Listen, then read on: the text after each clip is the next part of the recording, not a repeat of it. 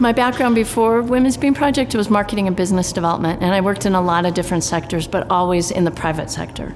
So from for-profit education to an internet company, I did a lot of different things, but it was always oriented toward marketing and business development.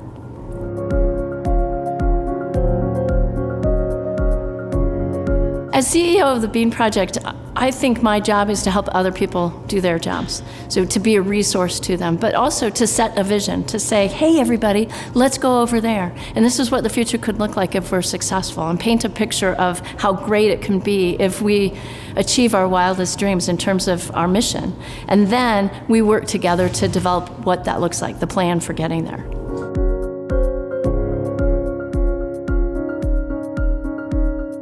I think fundamentally, when you're in a social enterprise, it's a marketer's dream come true.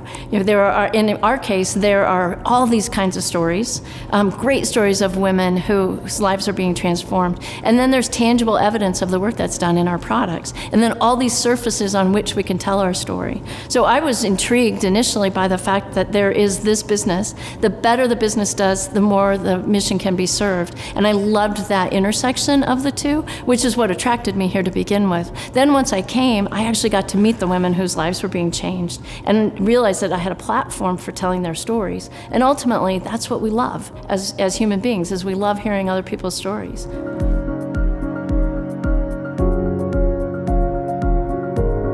What we do in terms of our products, we make great products, and we couldn't have survived 26 years without great products. But ultimately, it's not about the products. We could probably make anything on some level that had a market, and we were fortunate because we have the opportunity for repeat customers, and again, we make great products.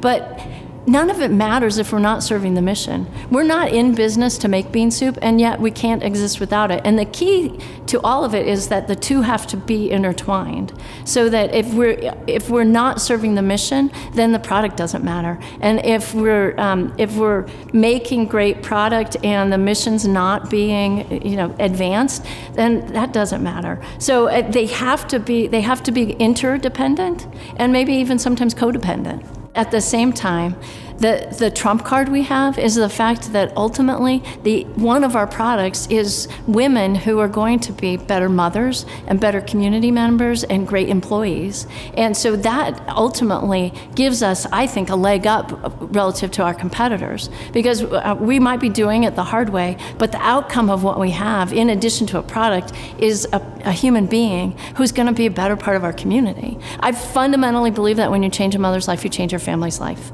And so if we can help women move into the community with better skills, who are better mothers and better employees, they're able to support their families, the next generation is going to be that much better off. And that's good for all of us.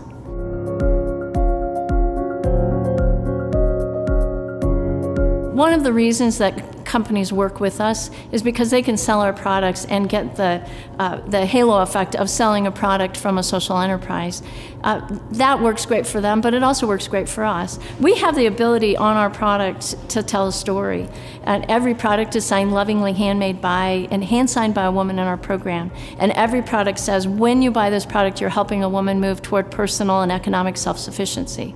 Well, that's good for us because it tells our story, but it's also good for the retailer, because what a great story to have in your store. So that partnership, I think, is really important, and has served us well. So we're in all of the Kroger stores in the state of Colorado, 100 Safeway stores. We're in Walmart stores across the country. We have relationships with Walmart.com and SamsClub.com. They do that not because they're going to make a ton of money selling Women's Bean Project products, but they can see that there's a relationship between them selling the products and actually helping improve a community and changing people's lives. So it's a way for them to support a mission without having to actually deliver the mission themselves.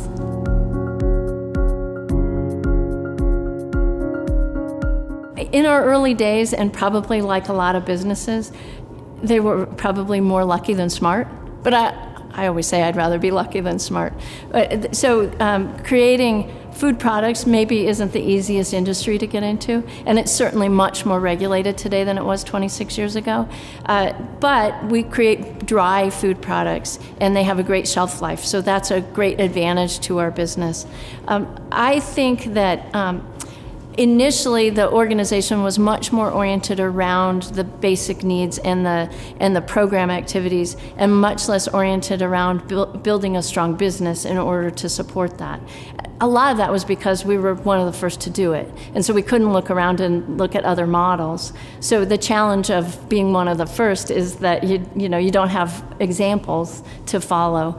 I would say that if I were starting today, I would look for models that are already in existence to learn from their mistakes. I mean, what we have to share now is 26 years worth of mistakes that we can help other organizations avoid. When you go first or close to first, you don't have that advantage. We check out us or other organizations like ours. Social Enterprise Alliance, which is our national association for social enterprises, as a great platform.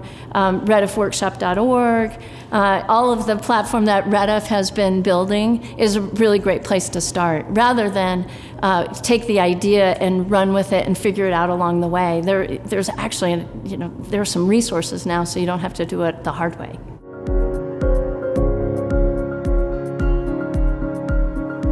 We historically have turned away 4 out of 5 qualified applicants. And that is really just driven by sales. For us, sales create jobs. So the more product we sell, the more women we can employ. And that really, when we talk about my business background, I think that's probably one of the most significant concepts that I brought to this organization, is that we create more jobs when we sell more products. So the better our business does, the better our mission is served. So we are at a point in our history where we don't think that's okay. Turning away 80% of qualified applicants is not okay with us. So I've drawn a line in the sand. We will hire every woman who needs us. And that means that we need to figure out what sales need to look like in order to do that.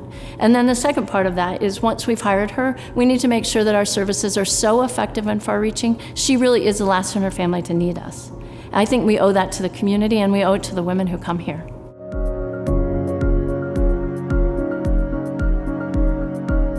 For me, the definition of success is whether or not I can build a vision for this organization and get buy-in around that vision, so that we can all be going the same direction and working toward this greater vision that's bigger than any one of us. It's bigger than me, it's bigger than our board. It's really about changing people's lives in a fundamental, multi-generational kind of way. So when I see that we get buy-in and that we are all marching in the same direction, to me that's success.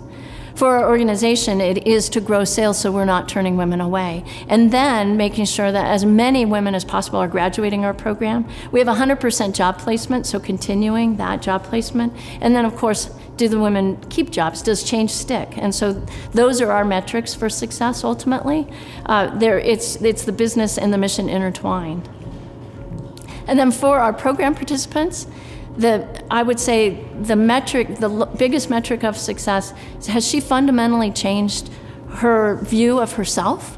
One of the greatest outcomes, I think, occur as a result of this program is that a woman graduates and believes she's worthy of a better life. I don't know how you measure that, but you know it when you see it. It is a transformation that is so fundamental to who she is and who she's going to be as she goes out into the community. And if we can do that one thing, the other things will come more easily.